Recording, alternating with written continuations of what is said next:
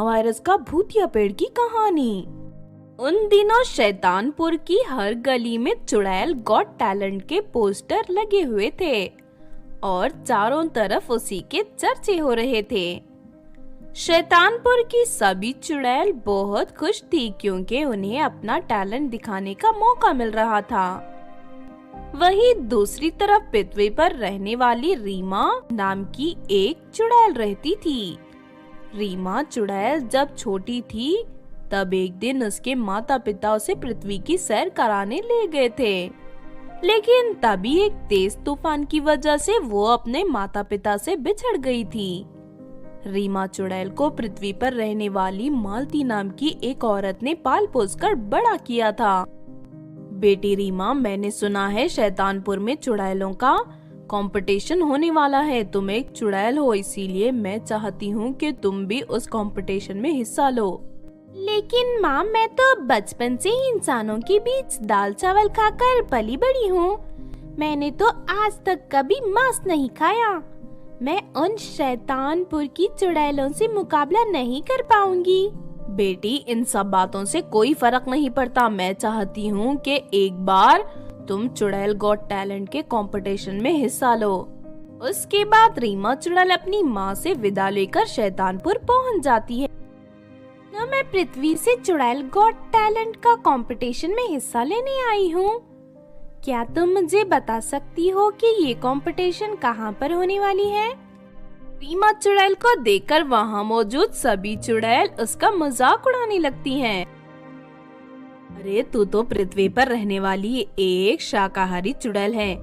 मैंने सुना है तेरे जैसी और भी कई चुड़ैलें पृथ्वी पर रहती हैं। तूने तो आज तक किसी इंसान को मार कर नहीं खाया, फिर तू चुड़ैल गॉट टैलेंट में हिस्सा लेकर क्या करेगी? हाँ नैना, तूने सही कहा। वैसे भी ये तो मुझे एक डरपोक चुड़ैल दिखाई देती है। ये उस कंपटीशन में 5 मिनट भी नहीं टिक पाएगी। देख, तेरे लिए अच्छा होगा तू इसी वक्त पृथ्वी पर लौट जा। बेकार में यहाँ टाइम पास करके कोई फायदा नहीं। हाँ, रीमा चुड़ैल का मजाक उड़ाकर सभी चुड़ैलें वहाँ से चली जाती हैं। लेकिन रीमा चुड़ैल उनकी बातों पर ध्यान नहीं देती और किसी तरह चुड़ैल गॉट टैलेंट के ऑफिस में पहुँच जाती है। थोड़ी देर में कंपटीशन शुरू होने वाला था। वहाँ मौजूद चुड़ैल सारी तैयारी करके आई थी। कंपटीशन शुरू करने का समय हो चुका है, चलो कंपटीशन शुरू करो। रानी चुड़ैल के इतना कहते ही एक चुड़ैल को स्टेज पर भेजा जाता है। बोलो, तुम हमें अपना कौन सा टैलेंट दिखाने वाली हो? रानी जी, मैं आपको नुकीले दांतों से किसी भी इंसान के शरीर को 2 मिनट में टुकड़े टुकड़े कर सकती हूँ।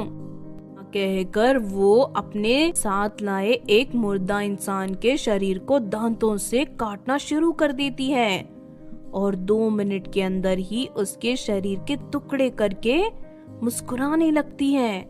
उसके बाद स्टेज पर नैना चुड़ैल आती है। निजी, मैं एक ही बार में 10 इंसानों का खून पी सकती हूँ। उसके बाद नैना चुड़ैल के सामने 10 इंसानों के खून से भरा एक बड़ा सा ड्रम लाया जाता है। नैना चुड़ैल उस ड्रम में एक बड़ा सा स्ट्रॉ डालकर सारा खून पी जाती है। नैना चुड़ैल का टैलेंट देख वहाँ मौजूद सभी चुड़ैलें ताली बजाने लगती हैं। इस तरह एक एक करके बहुत सारी चुड़ैलें स्टेज पर आकर अपना हुनर दिखाती हैं। फिर काफी देर के बाद रीमा चुड़ैल का नंबर आता है। रानी जी, मैं एक शाकाहारी चुड़ैल हूँ। मुझ में इंसानों को मारने का कोई टैलेंट नहीं है। लेकिन फिर भी तुम यहाँ आई हो। आखिर तुम हमें अपना कौन सा टैलेंट दिखाना चाहती हो? मैं आपको पृथ्वी पर खाए जाने वाली कुछ फेमस डिश बनाकर दिखाऊंगी। इतना कहकर रीमा चुड़ैल स्टेज पर तरह तरह का खाना बनाना शुरू कर देती है। ये देख सभी चुड़ैलें उससे बड़ी हैरानी से देखने लगती हैं। फिर थोड़ी देर के बाद रीमा चुड़ैल कुछ प्लेटों में ढेर सारा खाना सजाकर रानी चुड़ैल के सामने रख देती है। रानी जी, इस प्लेट में पृथ्वी की सबसे मशहूर बिरयानी है और इस प्लेट में शाही पनीर है और इस वाली प्लेट में काजू बादाम से बना गाजर का हलवा है। रानी चुड़ैल एक एक करके सारा खाना चखकर देखती है। अरे वाह, मजा आ गया। मुझे नहीं पता था कि इंसानों द्वारा बनाया गया खाना इतना स्वादिष्ट होता है। मैं आज से रोज यही खाना खाना चाहती हूँ। बाकी चुड़ैलों ने जो टैलेंट दिखाया वो लगभग एक जैसे ही थे, लेकिन तुम्हारा टैलेंट सबसे अलग है, इसीलिए मैं तुम्हें चुड़ैल गॉड टैलेंट का विनर घोषित करती हूँ और साथ ही तुम्हें अपनी बहू बनाना चाहती हूँ। ये सुनकर रीमा चुड़ैल खुश हो जाती है। फिर अगले ही दिन रानी चुड़ैल अपने भूत बेटे के साथ रीमा चुड़ैल की शादी कर देती है। इस तरह रीमा चुड़ैल की जिंदगी बदल जाती है और वो ऐशो आराम के साथ शैतानपुर के महल में रहने लगती है। तो आपने देखा दोस्तों कोरोना के भूतिया पेड़ की कहानी। इस कहानी से हमें ये सीख मिलती है कि अपनी हिम्मत और चतुराई से हम बड़ी से बड़ी मुसीबत का सामना करके उसे खत्म कर सकते हैं।